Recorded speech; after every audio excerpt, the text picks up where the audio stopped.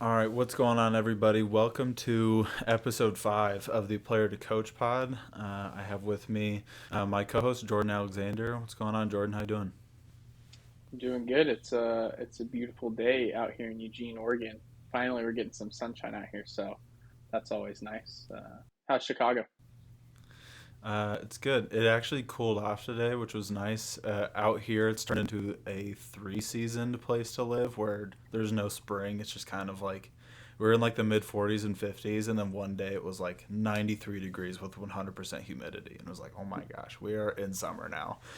So thankfully, it cooled off today to give us a little bit of a break. But hey, in the middle of winter, you ask for this type of weather, so I'm not complaining.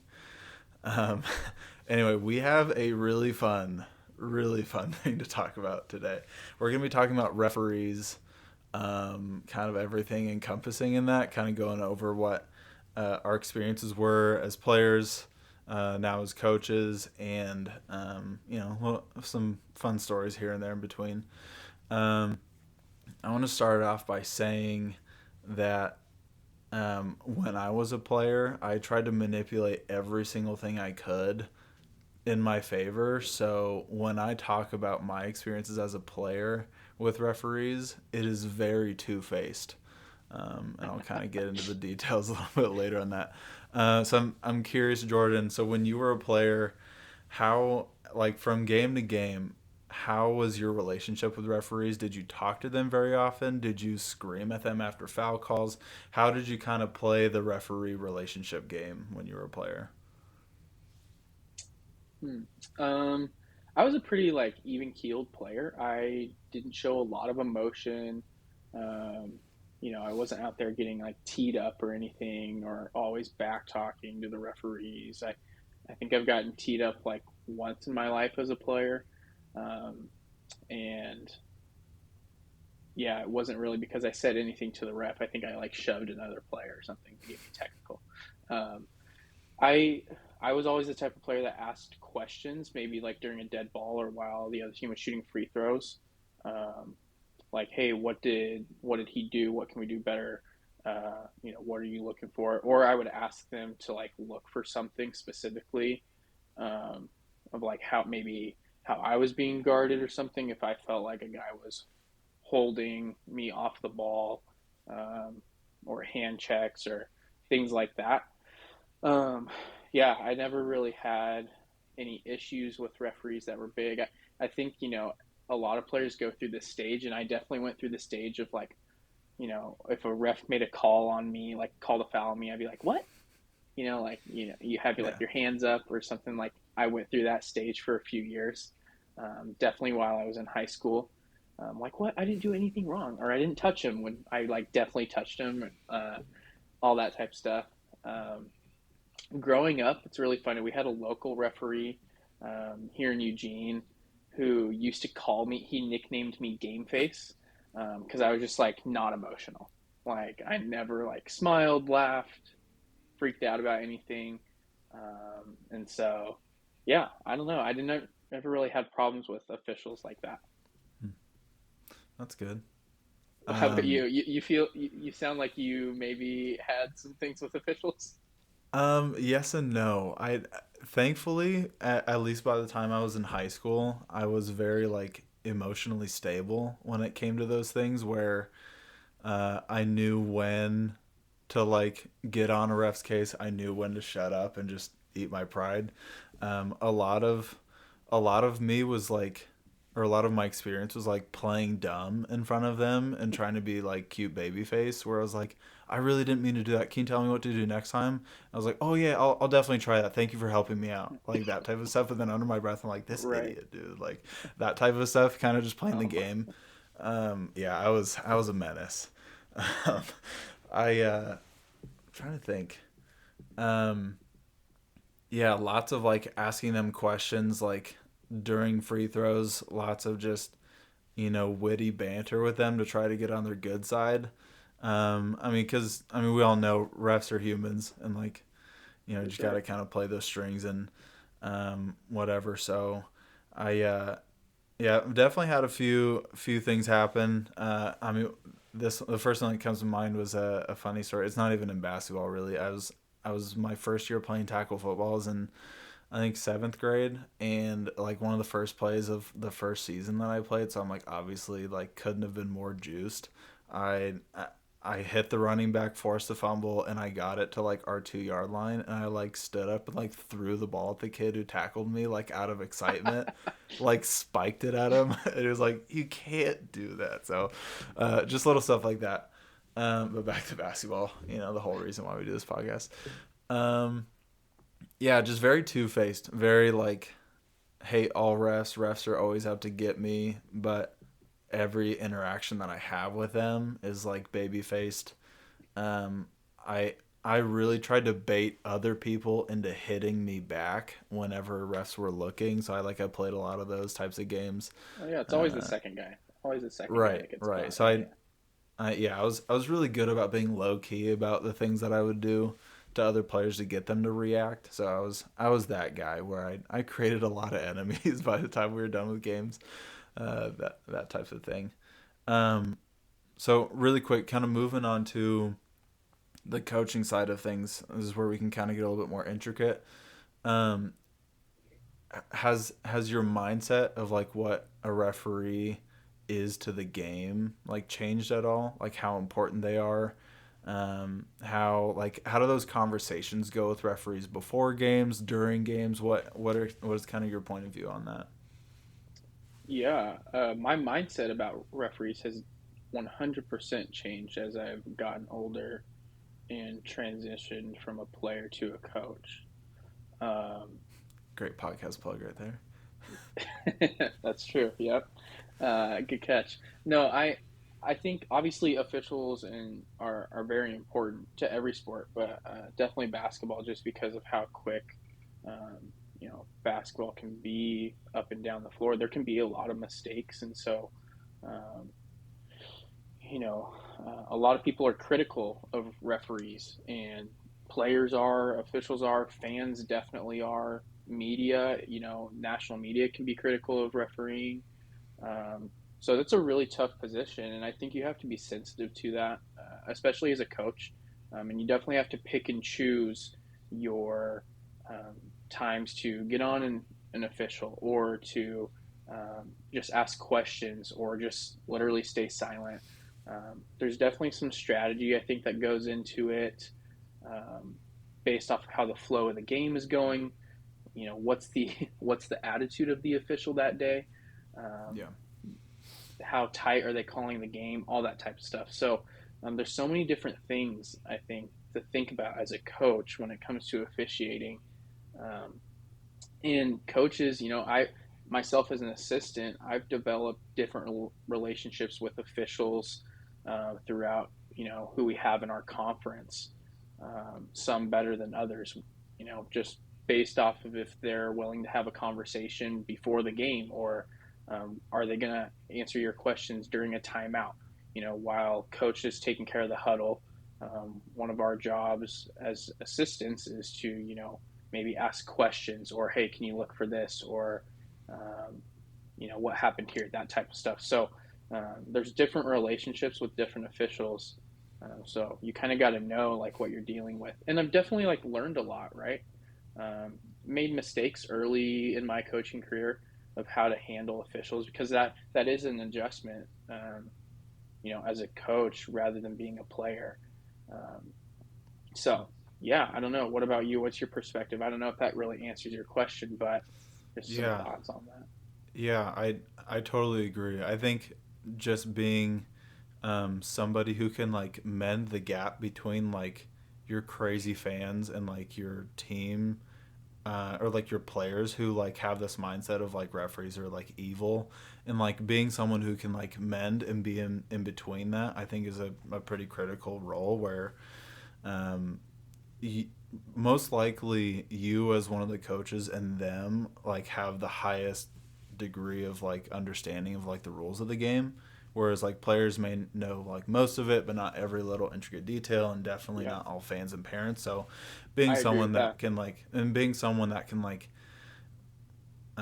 this is something that I used to do a lot, is like even if the call is against me and I legitimately think it's right, not just being quiet and being like, hey, yeah, you got that one right. Like even if it's unwarranted, like they didn't ask for it, it's not necessarily needed. Like you can always compliment them as well. Like, yep, you Yeah. got that one. It was a good call. Or Yeah. like a quick bang bang off of someone's knee, like really and like they just make a call. Like, yep, could have gone either way. Like I respect it and just kind of move on, rather than just being a crazy lunatic and someone that screams at them the whole time. Yeah. So being someone who can like kind of mend between the both of them, and then yeah, like you said, finding the right balance of, when you can be that person who's mending between the insanities of a basketball game, but then also being like, dude, like you can't miss that one. Like that's as clear as day. Like whatever. Or like you said, being an assistant, asking for, hey, like what did you see here? Like why'd you make that call? Like I don't understand. Like those types of things is important rather than just being completely detached relationally with them. I think is huge. It's funny you mentioned that. I remembered that my freshman year at NCU when I was a redshirt, I used to run cups of water out to him during timeout. Sometimes, a little something like, "Hey man, this is from our bench, so we could use a few calls." Oh A little my stuff like that. goodness. Kind of playing every game I could. I don't remember Um, you doing that, so that's really funny I didn't do actually. it every time. I didn't do it every time, but it was like late in the game, you could tell if the dude was gassed. It's like, "Hey man, I got you." That's Try to great. do everything. Try to do everything I could. Another one that kind of didn't really click with me until probably last year of like how important this was, but like letting them know about like a certain call or a certain thing that you're looking for, especially out of a drawn up play, where refs they have a lot to look at. It's full Yeah, contact definitely. sport, lots of different things to be paying attention to. So if there's a call or something in particular that you're really looking for out of a play, like letting your assistant or you like getting up to like, hey, look for this. This is what we're going for, is huge. Like we had it was when I was coaching high school. We had it wasn't like do or die type of situation, but it was a really close game, and we were doing the like you can run baseline out of a timeout, and we like passed from or sorry yeah from baseline. So it was baseline to baseline pass Yeah. and try to get defense kind of confused or whatever, and we just totally forgot to let the referees know that we were doing that. And it was kind of weird. What had happened was like not to like cross your hands over the out of bounds line as the defender, like you can't make sure you keep your space or whatever, but that boundary was totally forgotten about by both the players and the coaches. So our player was being like face guarded while like she and the defender was out of bounds with her, like in her face, and we were like, what is happening? Why aren't you making this call? Like they can't do that. But it's like it's high school. It was like high pressure situation, and just like who knows, they just maybe just didn't see the line or whatever. But in hindsight, it was like we forgot to let the referees know. So like yes, they should have made that call, but in hindsight, we should be giving them a heads up. Hmm. Stuff like that. Or even a similar situation where you're running baseline and you try to set a screen and try to get that call on the person who's defending the person running baseline to baseline, stuff like that. That's just out of the usual. Um, Making sure that they know. Yeah, that's also huge. Um, I'm curious if you have any stories off the top of your head of um, maybe a missed opportunity from your end as a coach where you guys didn't handle a situation correctly, and you like looking back on it, like how differently you would have done that. Oh man, off the top of my head, there's probably several.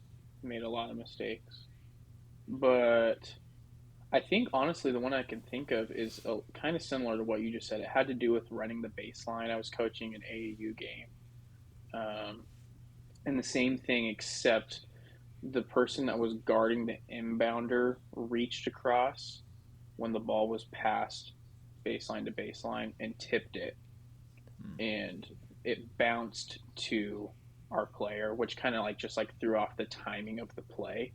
So um, yeah, which thinking back, it's like I don't know if I would have warned the referee about that because how are you Hmm. supposed to warn the ref like, hey, can you look?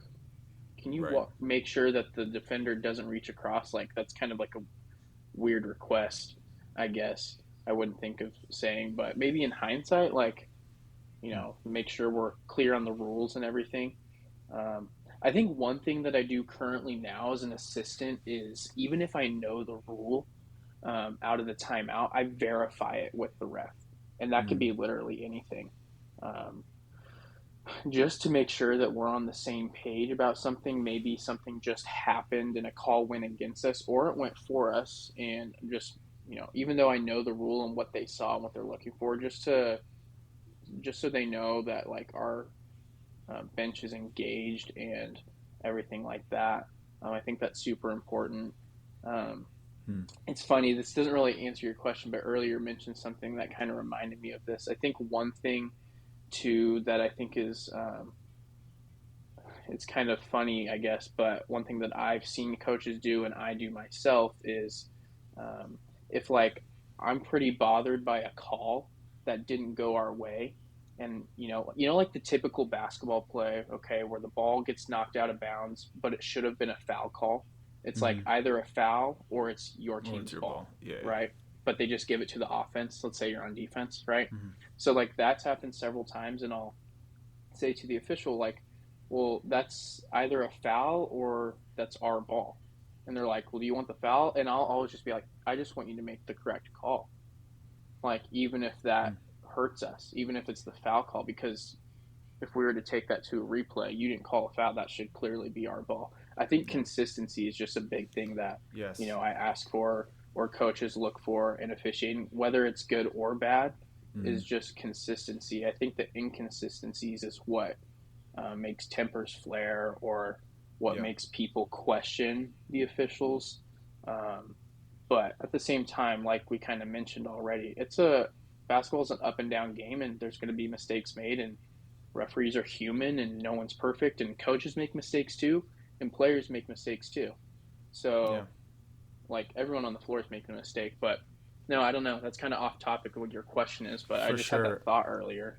Definitely. And the inconsistency part is probably the, like you said, probably one of the more frustrating things where whether it be certain calls on one end aren't happening on the other, or the first half of the game is called very differently than the second half of the game. Yeah. Stuff like that, where, I mean, even thinking back as a player, this wasn't always intentional, but something that always kind of ended up happening with me is I would just tend to foul somebody really hard at the very beginning of the game just to kind of set like a little bit of a tone, just like defensively as a presence, but then also just to kind of get a gauge of like what they're gonna let slide, Hmm. and just that kind of a thing, and to have that balance thrown off while you're still playing and be like, dude, I can you just make it consistent? Like if you're gonna call it ticky tack, that's fine. Then I can adjust. But yeah, Yeah. that change of consistency is frustrating.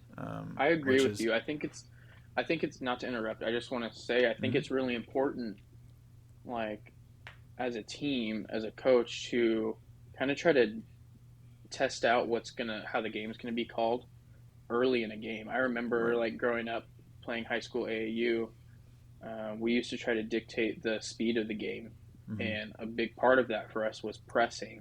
And so you can be really aggressive in your traps, and you might be able to get away with like a little slap on the wrist or knocking the Mm-hmm. ball away, but like a shoulder bump. And so if like you get a foul call, it's a lot easier to pull the reins off, like to go from being aggressive to like pulling back a little bit than it is to start out kind of like methodical and giving a lot of space to then be aggressive, right? Right. Because that looks a lot different. So, yeah, I don't know. I think that's a really important point, what you just said. Being able to try to figure that out within the first few minutes of a game. And sometimes you can tell at halftime if the officiating is going to get a little bit different or tighter in the second half, Right. just based off of how many things are called and maybe how chippy a game gets towards the end Yeah. of the first half, things like that. So, Yeah, definitely. And to kind of play off of that, there is a time and place for things to change where they might have let the game be pretty, like let the boys play for a little while, but then Yeah. things start to kind of, you can feel the tempers starting to rise, and you're like, I don't want something to happen, and so they start to tighten it up, and it's from there. It's just a game of adjustments, and on every level, as the players, as coaches, reminding them, hey, like, you guys can't do this anymore. We did this first half, can't do it anymore. Gotta, just those adjustments is just all part of the game.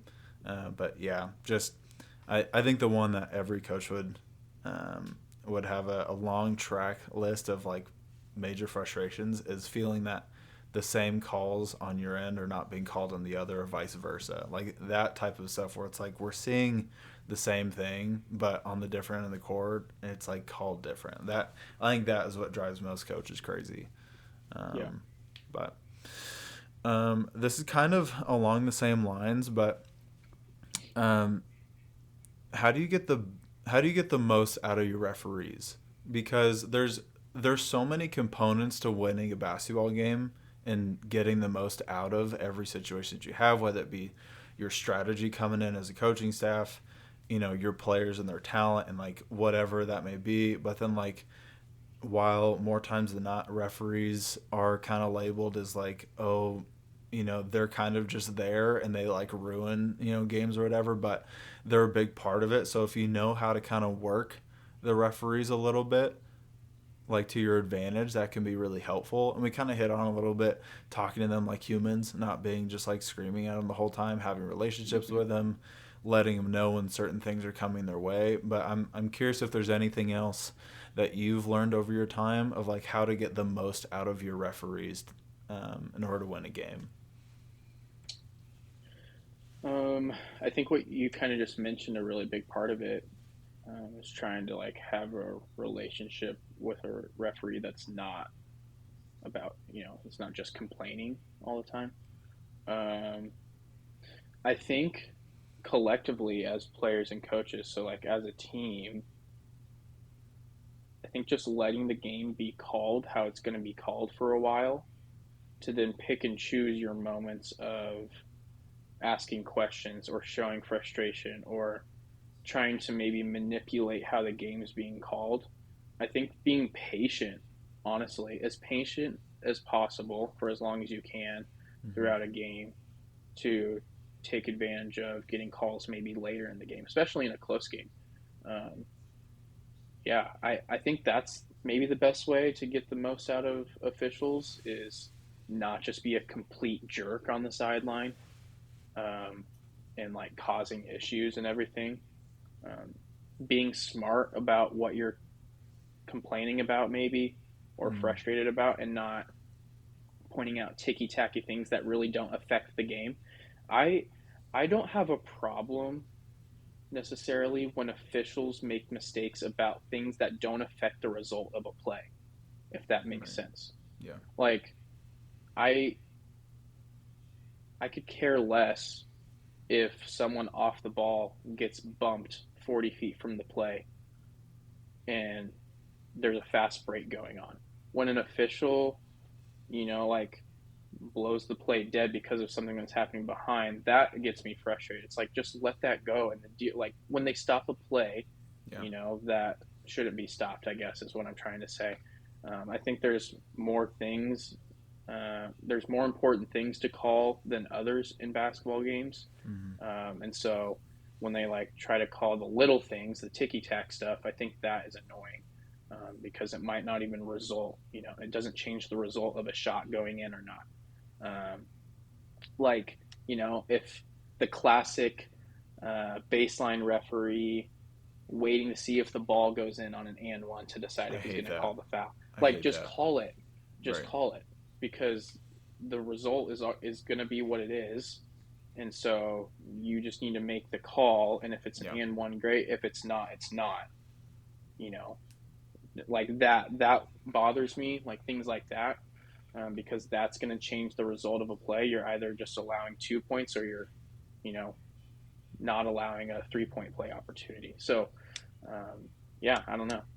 Yeah, I think a big one, and this seems really obvious, but I've seen it a lot, is like first of all, just actually knowing the rules, because like I've coached against people, and both me and the ref will like look at each other because the guy will be complaining like that guy doesn't actually know the rule, like, and he's complaining. Yeah, So just stuff like that. It's like thinking if you were a referee and somebody was complaining about something that was not the actual rule, you're like, I'm just gonna hear noise coming out of your mouth from here on out. I'm yeah, not actually gonna listen because I don't think you know what you're talking about. So, doing that, I think also just like using the actual terminology that's in the rule books, I think is also helpful because you can yeah, explain something that is like technically right, but the ref will kind of have to sift through like what you're actually trying to say, versus just like legal guarding position, taking it in the chest on a charge versus them being in whatever it may be, actually using that same terminology with them because that's how they know it, yep, um, is like a really helpful thing to do. I think also just kind of, and this one, most of my interactions with referees from a coaching standpoint comes from um, like a really young, like elementary to high school level, because that's really all I've coached. And like referees understand the point of youth sports well enough to understand that like I'm here to help the kids grow. They're here to help the kids grow in some form or fashion of the game of basketball. And so one thing I would do is whenever like a kid would be like screaming at the ref, I would like get his attention, like, hey, come over here. You go ask the ref what he saw. Just ask him. And so like teaching your players or your kids on how to like ask the ref so he can see yeah, in the process of like right now what's happening is I'm complaining about a call and my player's complaining about a call, but he's going to be so level-headed because he sees that I'm trying to just help grow this kid in this moment and he can participate in that. I think was also really helpful for me. I don't know how like translatable that is on the college level. Most players know how to talk to refs for the most part and know that screaming at them isn't always the answer. most, Yeah, most, not right. all, most. Right. Very true. But yeah, I think starting with a question or just being like calm in the way that you do it makes a really big difference in how you see the results in a game actually transform, and kind of how your relationship with that referee transforms. I think that's Or huge. how about this? How about this? I don't think this gets talked about enough unless it's like retrospect. But like, how about just like don't say anything to the ref? Like, It's true. just let them call the game. And Yeah, that goes for like players and coaches. Um, like, just deal with how it's going to be called. You don't always have to have something to say, and I think that's a huge problem. yeah, Um, just like in sports in general, but you see it in basketball all the time. Like every single call there is in an NBA game, the player or a coach is talking to that official. An official has to constantly defend themselves, yeah. and that's just a really easy way to get on an official's bad side. So Mm. it's like just you get a foul call or a call you disagree with, grab the ball, give it to the official, and next play. It's like I don't think there always has to be something to say to an official either. For sure. So yeah, Yeah, I totally agree with that. It's huge. Um, so from my understanding, you've never refed before. Uh, I have outside refed. of outside of basketball camps and in Okay. practice, no. Okay. I assume nothing too crazy has happened in those basketball camps or practices in terms of your No, refing except experience. you get like the campers, right? They're like, "What? No way! I didn't do that." It's like, Right. but at camp, it's kind of fun, right? Like a Yeah, kids' yeah. camp, you can kind of give attitude back. For So, sure.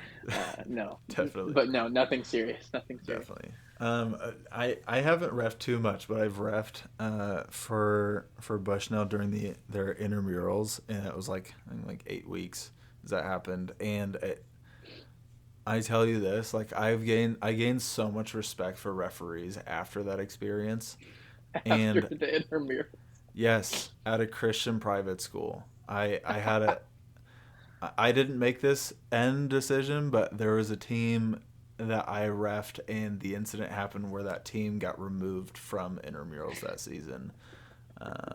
Anyway, it was a wild situation. Um, anyway, um, and I didn't even have like one of the biggest factors in refereeing is like having like a crowd. Like there was like some people there obviously because of intramurals, but no, nothing along the lines of parents who think their kids are incredible when really they suck. That type of stuff. And yeah, just the level of like you could be so confident in a call, and the people who argue with you back, there's like this quick moment of like, why don't you just shut up? Like I just made the call, like let's just move on. But in reality, this happens every single time they make a call in a game. So to feel like they have to like explain themselves and that whole thing, I ended up getting a new perspective on just how to communicate with referees, because in that moment there was just this moment of like, you can ask me what I saw, but like I'm not unblowing my whistle. Like it's not happening. Like it already happened. Let's just move on. We can talk about it if you want to ask about it. That's fine. But yeah, it was pretty wild. And yeah, and especially in intramurals where most of them had probably played a little bit of high school ball and then like kind of trailed off. Like the amount of understanding actually how calls are made and having to argue with people on that level is couldn't be more mind numbing. So that was my experience at refereeing. Um, all right, so you mentioned getting teed up a while ago as a player. I want to know full story of you getting teed up, and have you been teed up as a coach as well? I want to get all the technical stories out of the way. Uh, yeah. I have been teed up as a coach to answer that question. Yeah. As a player, I think I got teed up because I pushed a guy. I was like a kid though. I don't know if it was middle school or high school. Nothing crazy. Okay, Um, it was like a jump ball situation, and then like I pushed the kid, and I got a technical. So, nice. um, like dead ball technical type thing. Okay. Um, as a coach, I got one coaching an AAU game, and still like heated about it to this day. No, I'm just kidding. I I didn't deserve the technical. I didn't think. It was actually a really close game. We were playing a team that uh, we like probably weren't picked to beat necessarily. We were down like 3 or 4 points at this point with like 4 or 5 minutes left in the game. It was a really good game. It was a very physical AAU game. A lot of good players on the floor. Um, and the other coach, like there were several times like throughout the game where he was like standing on the floor, like literally out on the floor, just like screaming, and he was stepping in front of officials. Not once did he like get a technical. I think he was maybe warned, but he didn't get a Mm. technical. It was pretty crazy. Um, well, there was a play, coming down like 3 4 minutes left. I think we got an offensive rebound, and our big guy went to put it back up. Well, he got slapped like across the arm, like his shooting arm was like taken out of the play, and he airballed like a 3 foot floater, and it was very loud. A lot of people were watching our game in the corner of the Salem hoop, and so it was obvious. Okay, it was obvious, and there was a no call, and they got the rebound, and I stood up. I was sitting down, and I don't, as a head coach, I don't sit down a lot. As an assistant, obviously I do, but as a Mm. head coach, I'm not one to sit a lot. And I was sitting at this moment and got slapped. There was no call, and I stood up and I like kind of stomped my foot and I go, "What? Are you kidding me?" And that's all I said. I didn't swear, didn't do Jeez. anything like that. Well, I kind of stepped as the official was running by me and did it like as he was running by me. So he probably felt like I like tried to like cut him off or something like that. Boom, instant in the middle of the other team's fast break, turn around, teed me up. I was in shock. I was in shock. It was my first technical as a coach. It's my only technical as a coach. Um, but it was at a terrible moment in the game. I didn't think it was warranted, Mm. and because of how the other coach was being throughout the game, I was like, that just doesn't make any sense. We ended up losing the game by 7 or something, but it was critical because Mm. that was a huge swing. We didn't get to go to the free throw line, and they went down, shot technical free throws, and I think they scored on the possession. So all of a sudden, it was like a Jeez. 7 point game rather than the opportunity for it to be a 1 point game with like 3 4 minutes left. Oh. So yeah, that was tough. One, I guess, as a player, I don't. This doesn't necessarily have to do with me getting a technical, but I helped draw a technical on another player. I didn't capitalize on it myself. It was a teammate. And it's a teammate that I hope to get on here to maybe rehash the story later. High school? Um, no, college. This is at Oh, okay. NCU. Nick Sullivan helped get this technical on an opposing Mm. player. So we can probably talk about that when we get Okay. him on here. But no, that was fun. So we'll hold that story, I guess. That's But awesome. yeah, I'm not like one to get super angry and get a technical. I will say this: our staff this year at Bushnell, we did get a bench warning in our last game of the year, and Josh, it didn't make any sense.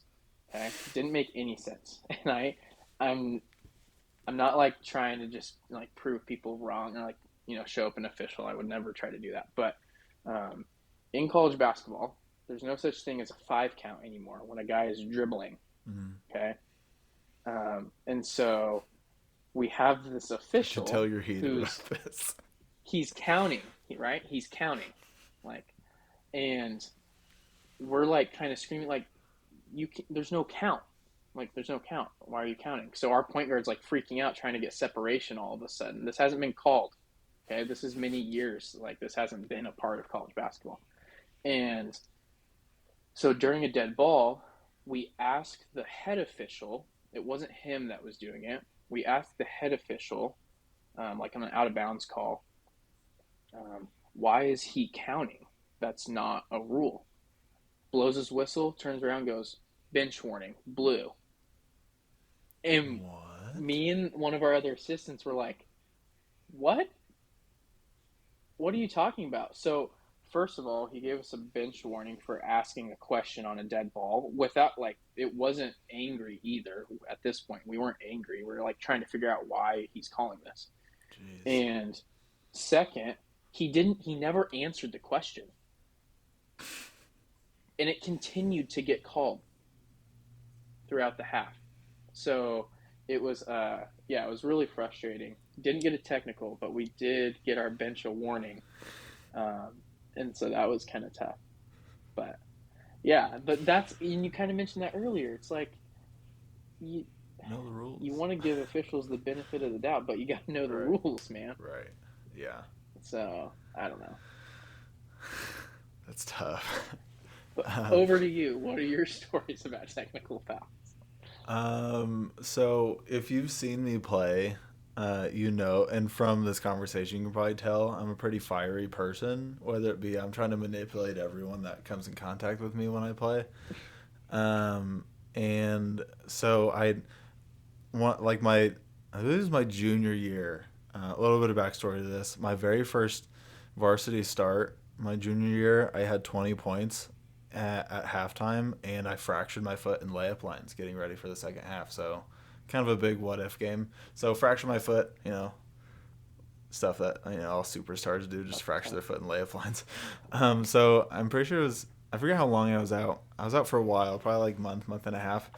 My first Okay. game back, obviously extremely juiced, and really excited. We're playing against a team in our conference where we're probably like halfway through the season at this point, and a player in their team, the guy that I was going to be matched up with, was averaging 23 a game, and so pretty big matchup. Really good player. Ended up playing pretty high level D1. This guy, and he we get to halftime and he only has 2 points, so I'm feeling pretty good about myself defensively. I mean, he was having an off game, but I obviously helped with that. So coming out of halftime, a few possessions go by, and he gets the ball in the wing, and you could tell that he wasn't incredibly confident in his jumper. I backed off of him. I didn't back off a lot, but it was enough to give him space to shoot, and I told him to shoot. I was like, go ahead, shoot. And he missed it. And truthfully, all I did was I like clapped a little bit, was like, all right, here we go, like starting to get out in transition. And I got teed up for it. the thing that I did wrong was this was during one of those like during winter break games of high school. So there's like only parents in the crowd. Very empty Mm-hmm. gym, very empty. So Mm-hmm. everyone could hear it. I got teed up. He lied to my coach. He said that he had warned me about it before. That's a lie. I never talked about this before. I do talk a lot when I play, but he had never warned me about anything, so that was kind of sad. And then on top of that, our coach had a rule: if you got a technical, no matter what, you sit the next 2 quarters. So I was just done. I only Oh got to play no. half. Yeah, that was pretty frustrating. So there's my one as a player. Just letting a guy know that you're free to shoot and clapping when he missed. Pretty basic, pretty basic competition stuff there. And then as a coach, this is really going to make me seem like a terrible person at the beginning, but I got teed up as a coach during a second grader game. So that's a really good look. Um, so in second grade, for the league that we were playing in, you're not allowed to press. Like kids can barely dribble as it is. It's gonna be just a slop fest of dribbling if you can press. So they say no Yeah. pressing. So there's a little bit of a fine line between fighting for offensive rebounds and okay, we clearly have possession and now you're pressing my kid.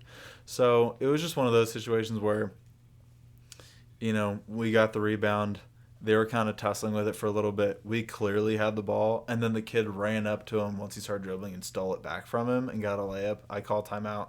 I'm like, dude, you can't press in second grade. And like, I get it. These refs were calling different like age groups throughout the day, so like the Yeah. mixing of rules, like I get it. But I was like, dude, you can't like it was a close game, it was an intense game. My kid's like about to start crying because he thought the rules were different, and he like just got the ball taken in front of him, and so I'm just not extremely happy with it. I wasn't screaming at him, and like I have video evidence of this, and I'm like what. I'm done arguing, and I like kind of throw my hands a little bit, and he teased me up for that. It was the most ridiculous thing ever. This is me walking away from the situation, and he teed me up for that. So I was pretty upset, and he then so there's a high school rule in Indiana where if you get teed up, you have to sit on the bench the rest of the game. You can obviously still coach or whatever, but you just can't stand up.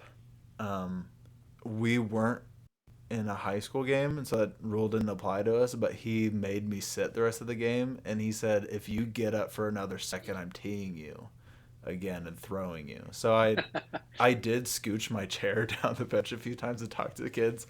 I'm a menace. That's what it comes down to. But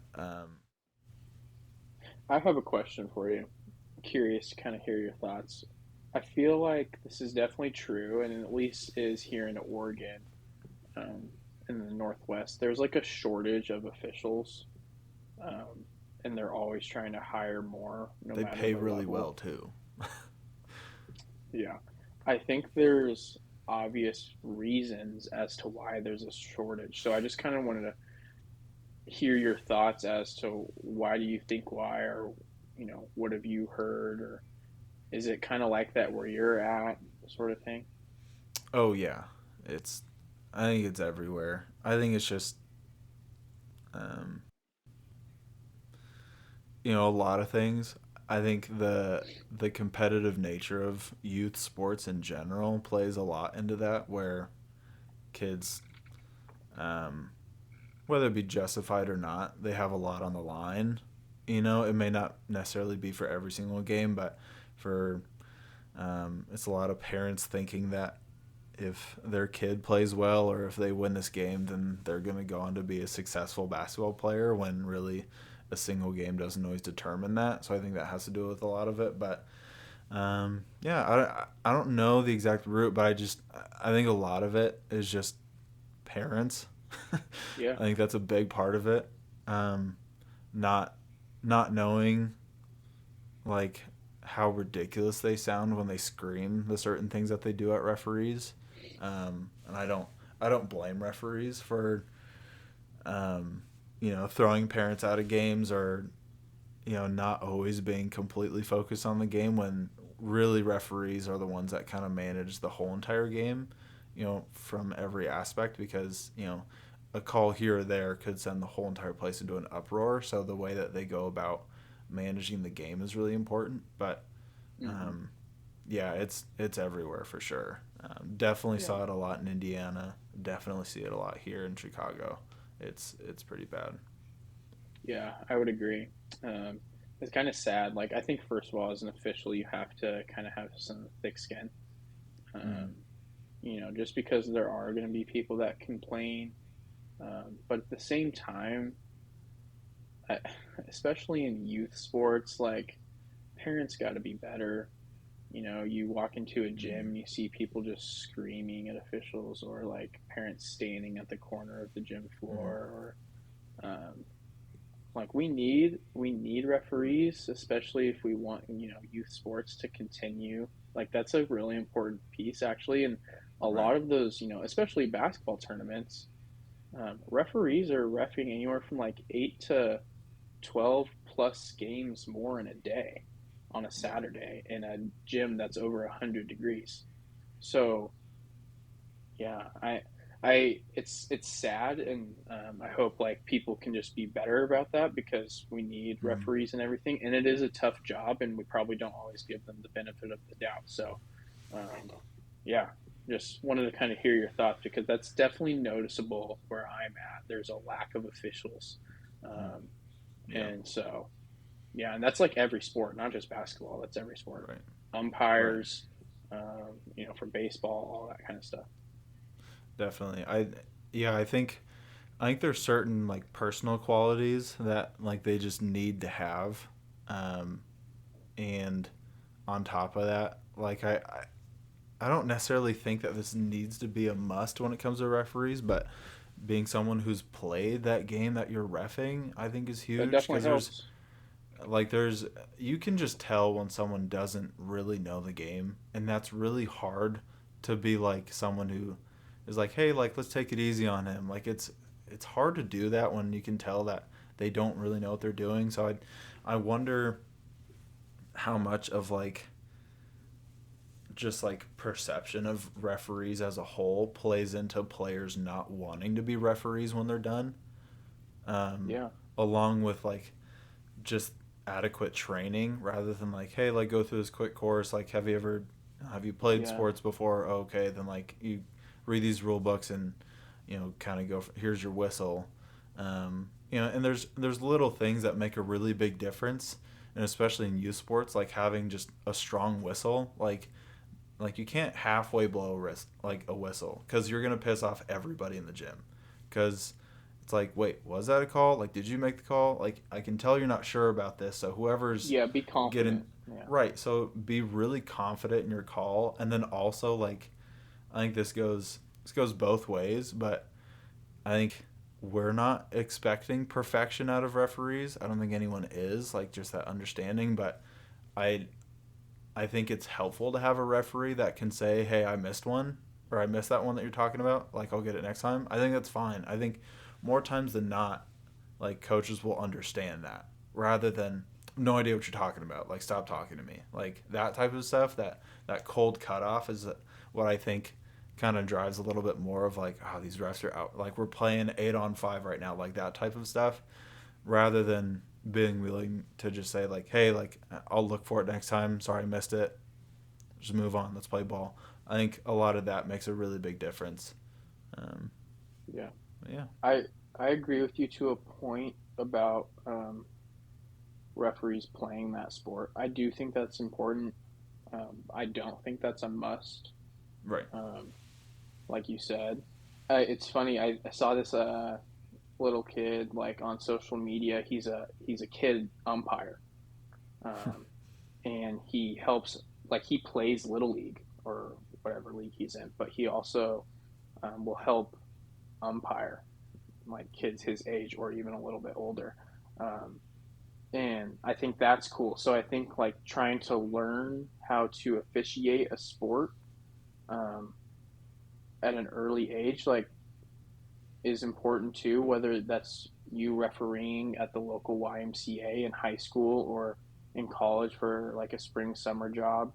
Um, yeah, I think that stuff's important. Not necessarily having to just play it, but getting repetition, even if it's not like the highest level of competition or anything. So um, you see it occasionally and everything. So and it's kind of cool to see when you do.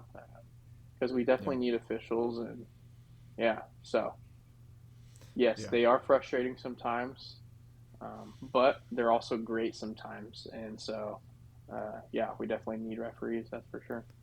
Yeah, definitely.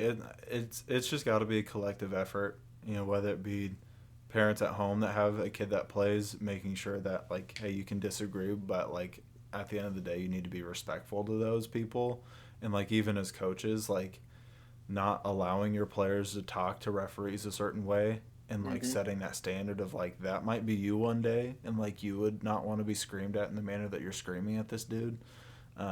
Yeah, I think it's a collective effort. It's a culture thing, but Yeah, yeah, either way, it's still a tough job because no one's gonna be cheering for you at the end of the day, even if you do a really good job, which doesn't happen. So 100%.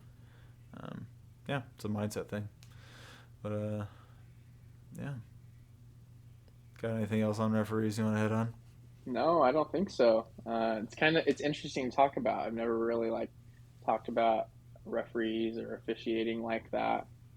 Yeah, It's kind of cool, and my perspective on them has definitely changed as my career's gone on. So yeah. yeah, There's, I think I know we've mentioned this a few times on our last episodes of like we're really excited to hit on these same conversations with other people just to get their experience.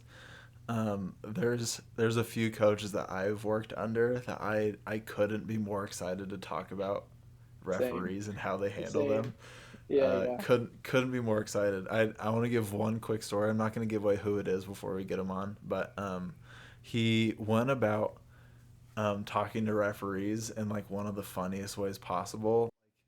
Like just one of those things where like you could either be like the hard ass on referees or not or whatever. But I never met or I'd never been around someone who's so like sarcastic and like good at mending those relationships. Where so we were in a game where the game was already out of hand at this point. We had already kind of won, and he walks out to the ref because it was like shooting free throws or something. He's like, can I just ask you not to tee me up before I say this? Like, and he asked him that.